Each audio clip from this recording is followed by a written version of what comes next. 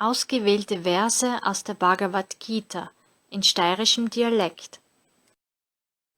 Die haben da den Himmel schon, die was ganz gleichmütig sind gestimmt.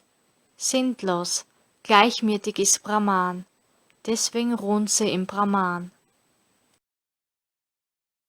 Wer sich selbst bezwungen hat und ruhig geworden ist, in dem wohnt still der höchste Geist, in der Kälte und in der Hitz, in Lust und im Leid, in der Ehr wie auch in der Schand.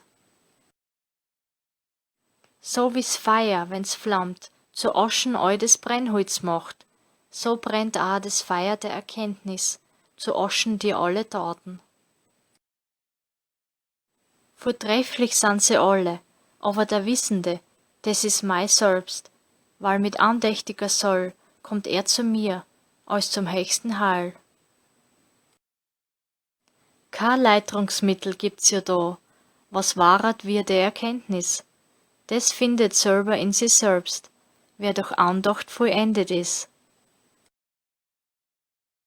Es gibt nix Höchres wie mi, kein anderes Ding, was es auch sei. Auf mi ist es allgreit, wie Perlenrein an einer Schnur. Ich bin der Vater von derer Welt, bin die Mutter, der Schöpfer, der Anherr.